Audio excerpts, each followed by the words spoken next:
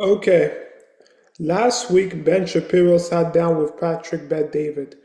Ben Shapiro agreed that he's willing to sit down with Nick Fuentes if he thinks he can have a productive, serious, intellectual conversation with Nick Fuentes. So here.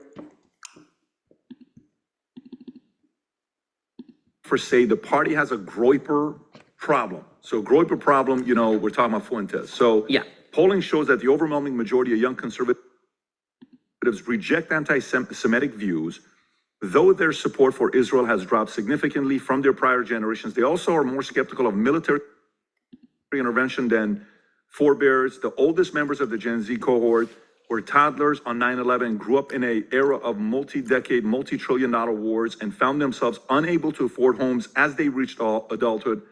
Many come of their mistrust of GOP orthodoxy, honestly. So do you think there is a Groyper problem on the right? I mean, obviously, Nick has built himself a nice-sized audience, and I think that a lot of these sort of, edgy, half comedy, half non-comedy stuff that he's doing has traffic. I mean, transgressive politics is always attractive to young people. Whether it's Hassan Piker saying he loves Mao on the left, or whether it's Fuentes saying he loves Hitler on the right, kind of violating the rules is always sexy to people, and so it kind of bespeaks authenticity, or it bespeaks humor, or whatever it is. So yeah, no, I think that there's a legitimate issue with people who believe some of the things, and because at a certain point, and you see this with the DSA left, the same way you're seeing with the Groyper right, it's all joking until it's not joking, right? Like you joke about Hitler, and at a certain point you're like, am I really joking about Hitler, or was he really kind of okay? Like, was he really kind of an OG, or was he not? Right? Like, have we really been sold a bit? You think he's joking? Or you think I don't think that Fuentes is joking. I think that he likes to use humor as a cover for the fact that he is not joking. Actually, I think that his belief system is I'll grant him the courtesy of sincerity. I think he's sincere in his belief systems. I think he's wrong, but I think that I also think he's sincere in his belief system. I think him, Myron Gaines, and the rest of the Groypers who glorify Adolf Hitler are sincere in their belief system. I think much of what he says is quite morally terrible, but I think that he comes by it honestly. You work with him. I did not. So did he work? What was the relationship with you guys back in the days? Because I know he came on. I asked him the question. So he has this whole weird villain. Yeah. I know what the relationship was back in the day. Like, I even talked about it a couple months ago. I played a clip of Nick Fuentes being banned from entering AMFEST, and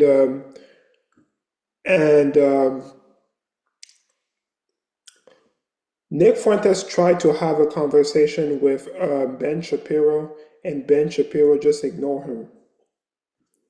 So when I made my video, I think the reason why Ben Shapiro is afraid of Nick Fuentes and Kyle Kulinski, I showed the clip of Ben Shapiro just ignoring Nick Fuentes outside of AMFEST. So that's what their relationship was like.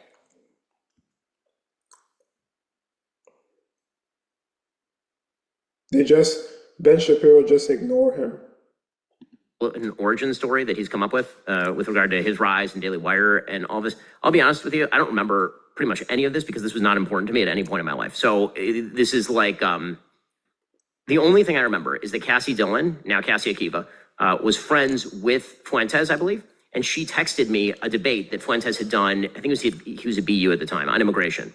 And he did a tremendous job because Nick is a smart guy. Like he's again, I think what he believes is quite terrible, but he has some IQ.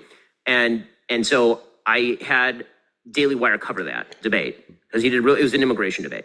And then I don't know if I was following him on Twitter or what the story was. Some tweet of his came up where he was basically accusing anybody who was pro-Israel of dual loyalty. And I said, that's an anti-Semitic trope, that everybody who supports Israel is loyal to the state of Israel over the United States, or is more loyal or as loyal to Israel as to the United States.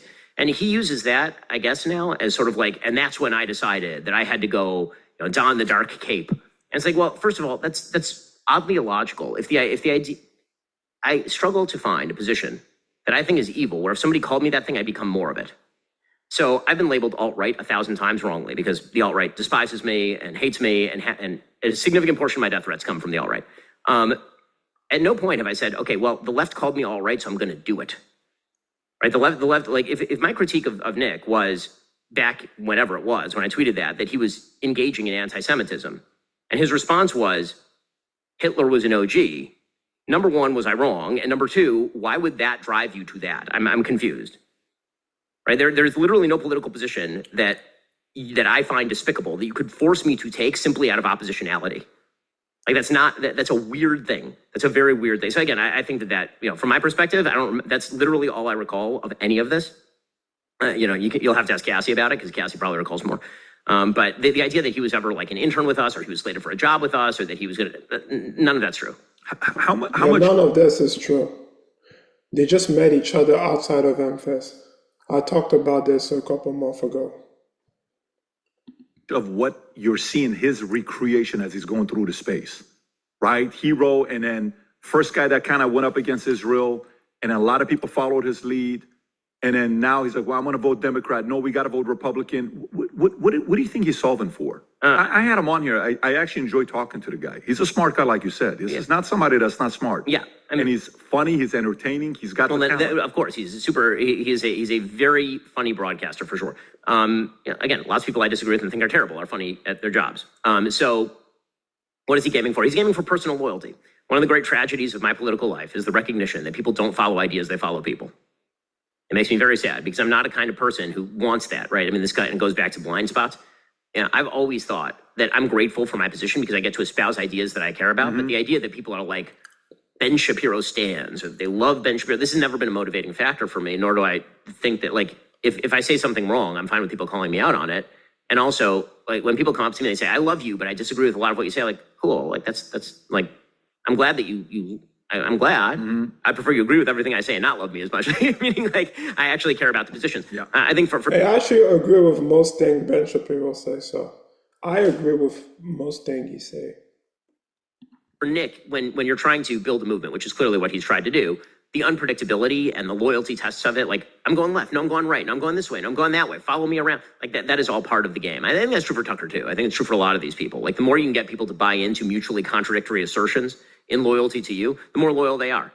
I'm very internally coherent in my politics, so I'm never going to ask you to buy into two propositions that contradict one another and prove your loyalty to me by doing so. Are you surprised that him and Tucker are not more united? Well, I mean, I think that that's a business thing. Meaning, I think that Tucker largely probably agrees with Fuentes, and I think Fuentes would probably think that too. I think that Fuentes was sort of taken aback by the fact that he went there and Tucker treated him really well and basically hugged him on his show. And then next thing you know, Tucker was sort of disassociating from him because he realized that it was bad business to be associated with Fuentes. So that whole kind of two-step is. You think deep down inside, Tucker admires Nick for him to be a little bit more free to say whatever he wants to say and doesn't give a shit about making money? He's just kind of like saying whatever's on his mind. Well, I mean, I think that to a certain extent, Tucker thinks that Fuentes is going to drink his milkshake. So you think Fuentes is eventually going to come and side with him? That Tucker thinks Nick is going to join? No, the opposite. I think that Tucker is deeply afraid that Nick is going to drink his milkshake, that he's going to take his audience. I got it. Okay. That he sees him in a competitive space, and that's why he's constantly doing the, like, I'm patting you on the head. No, I don't want to see you again. I'm going to pat you on the head. No, you're a gay little FBI fat. Like, can't do that to Nick. Right. Nick is not that guy. I tend to agree, by the way. No, Nick is not that guy. Nick is. There's some guys that are. They have the street thug gangster side to them that they understand that part. They don't need flattery. I don't think Nick's part of the flattery camp. I think that may work with certain people. I don't think that's going to work. I tend to agree with that. Yeah. So, okay. So what role do you think he's going to play in 2018? Not much. I mean, I think he'll play a role insofar as the GOP refuses to distance itself from people. I think he'll be used as a weapon for sure. I mean, this is the way politics works, right? I mean, like Hassan Piker campaigning with the Democrats is a weapon for Republicans. Sure. And refusal to disavow people or to say that you don't want the support of people who openly stand Hitler, I don't think that ends well for people, typically speaking. And I think that the mistake, again, that the vice president is making with, the Tucker of it, or with the, he'll condemn Fuentes. He won't condemn Tucker. I think that's a very difficult line to draw to a certain extent. Backfired when he, criticized Fuentes. Yes. And so I think that, You remember what he said? What? Eat shit? Yeah. And but he sort of had to. But the problem is that you can't play that game and then be like. That was a bad move on the VP, honestly. Well, I mean, if you're going to do it, man. What I mean by that is if you're going to condemn Fuentes, then condemn everybody who holds that point of view. Right? I'll do that. Right? Like 1 foot. Not the VP. I understand, but I don't. Game. But if you're in the but again, I don't think that that's the audience he needs to. Okay, so let me construct an alternative JD Vance for you. Okay, here's the alternative JD Vance that I would recommend the vice president pursue.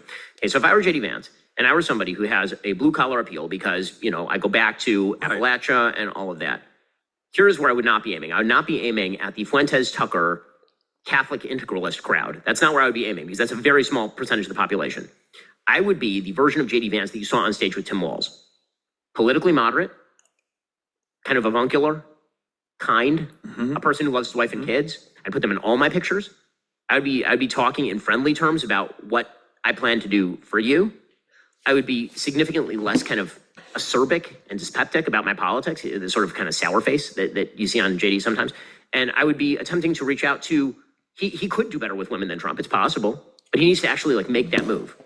Right? He could do better with, say, college educated than Trump. Right? Trump did not do well with college educated. JD is a Yale Law School graduate. He's very smart.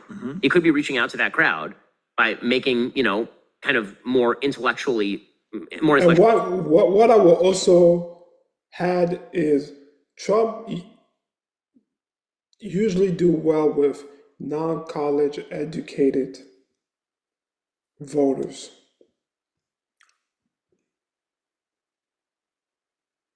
Appeals. Instead, he's sort of trying to drive home the blue collarness of him. But the blue collar voters are likely to vote for JD anyway. Like that's your home base. So again, I think that there is a way that he could be running, and he's choosing not to run that way. I think that's a foolish strategy. What's more likely to happen? A sit down with you and Tucker, or sit down with you and Nick? I mean, neither is particularly likely, I would imagine. The Tucker, I've offered 1,000 times. Open invite.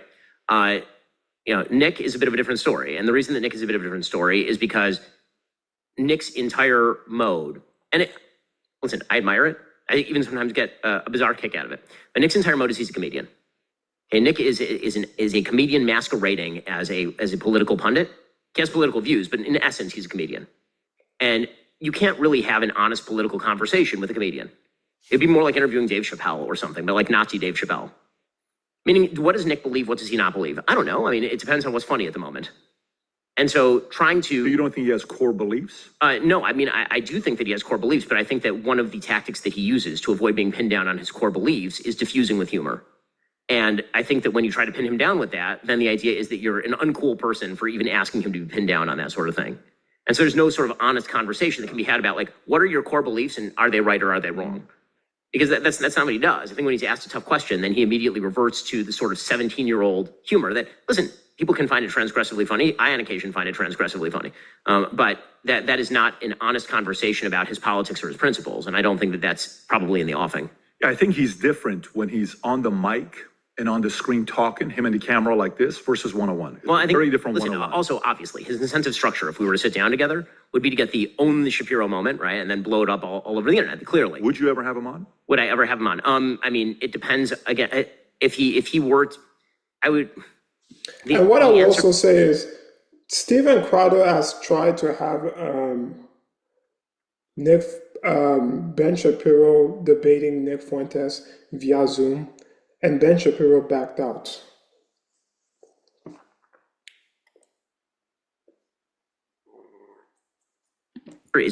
Is no, I think, but the reason I'm hesitating is because if I got the impression that he were willing to have like an actual serious sit down conversation without all of the, now I'm just going to call you a Jew for the shits and giggles of it, so that the audience goes crazy. Like I'm not interested in that. I mean, this is a fair point. This is a fair point for Ben Shapiro. Maybe Ben Shapiro is not afraid of Nick Fuentes. He just doesn't think he will have a serious intellectual conversation with Nick Fuentes.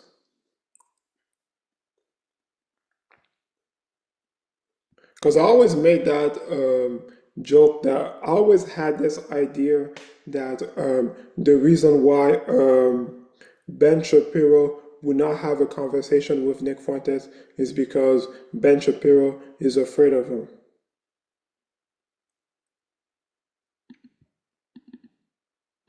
Why Right? not? Why am I not interested in having on somebody who just calls me a Jew for the shits and giggles of it? Because I think I actually don't think he'll do that. I actually don't think he'll do so. that. I mean, listen. If you could convince me of that, then I would do it. Yeah, Like, I don't think he would do that. So like Ben Shapiro said, if Patrick Bet-David can convince him that Ben Shapiro can have a serious intellectual debate with Nick Fuentes, he would do it. So. or the I think it would be a real good debate, and it would be a good conversation. And I think a lot of the youth would sit there and say, "Good for Ben for having him on." It would be what a lot of people would never see coming, and I think you would be more surprised on how he is one-on-one. By the way, just so you know, I mean, again, from the day I'm not he's been saying- on my podcast, I'm sure he's a very nice guy in the one-on-one. from the day he was here with me, the interview till today, him and I haven't spoken at all. Yeah. So it's not like no, a of fake course, conversation, of course. anything like that. I just think it would be a good conversation to have him. And, you know, selfishly, I would also like to see you and Tucker sitting down. You on his or him on yours. Again, I know, and that's I've not offered happening. Tucker that about 1,000 times. I've seen that. And I really doubt that's going to happen. Again, I think that there's a misalignment of incentives. I think that Nick, let's put it this way, Nick does not want to be pinned down on his ideological beliefs with data or with counter argument that is serious. And so his incentive structure very strongly would be to sort of do the Piers Morgan interview, right? Like if you watch Nick's interview with Piers Morgan, again, I found it amusing too, because Nick's really good at that game, but Piers is trying to pin him down on his beliefs about the Holocaust. And so what Nick does is he immediately launches into a bunch of jokes about the Holocaust. Well, again, those jokes may be transgressively funny, but that doesn't actually get to the root of the issue. Is everyone smarter for having heard that? I think actually everyone might be stupider for having heard this. Yeah. That's the hard part, right? A level of debate requires a level of sincere revelation of your interior beliefs and willing to defend them. If what you're going to do is run away to comedy or to humor or to insult, then that's not worthwhile. It doesn't advance the ball. You know, there's a difference with comedy, and there's a difference with rage baiting comments that you know it's going to get under your skin. I think if, like, when I was at AMFEST and somebody asked me a question, why won't you sit down with Nick? I said, I'm not comfortable with him saying the N-word all the time. And I said it from stage. I'm like, I just want you to be respectful. You know, I listened to hip hop for many years, and maybe a little bit too much when I was a kid, but I chose. And what I will also say, it's only Black people that should feel uncomfortable with Nick Fuentes using the N-word, because when a white person uses the N-word, he's dehumanizing. That white person is dehumanizing that Black person. Because back in the 1600s, Blacks used to be slaves. But it's whatever. To change, and I went a different direction in my life. And then we had a very respectful conversation together. Crowder's funny. Crowder is one of the most talented guys. I know you guys had something that happened many years ago, but I think Crowder is super talented. Of course. And he's funny as shit, like this stuff they used to do back in the days. You're like, who is this guy? You would watch him, you would say, super brilliant, but he's also able to do this. So. Again, I think it is important for me to say at this point that at no point, so what's funny is that there's been this conflation. I'm just going to make this point because you're not making it, but I know that how the internet works. I'm not saying that anybody should take away Nick Fuentes' microphone or anyone else's microphone. Whether I choose to be on a podcast with somebody or not choose to be on a podcast that is an aspect of free speech, the same as it is whether I... Yes. Choosing to have conversation with someone is an aspect of free speech. We should not conflate free speech and freedom of association. Freedom of association, you got the right to associate with yourself with whoever, with freedom of association, you have the right to associate yourself with whomever you want to. You have the right to interact with whoever you want to. Ben Shapiro said he has tried to get Tucker Carlson on the show many times, and Tucker said no.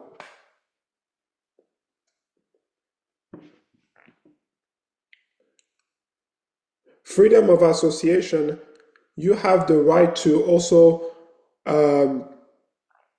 have a conversation with some of your audience and not have conversation with some of your audience. You have the right to ban people from your YouTube channel and your YouTube comments. Your YouTube channel or your YouTube comments. People have the right to ban me from their YouTube channel. I have the right to ban them from my YouTube channel, even though I don't ban anyone. My live stream, my chat, and my comment is open to anyone. But freedom of association is also an aspect of free speech.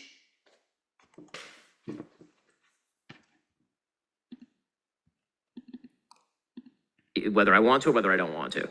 So again, I think there are circumstances under which I would do something like that, but I'd have to believe certain things about how he would approach the thing in order to mean that I would think it's worthwhile. Now, other people might think it's worthwhile, right? But they're not me, so, you know. I think it's a way to get in front of the youth that right now is not getting a platform because they're listening to him more than you. So I think sitting down with you, you would get in front of his audience.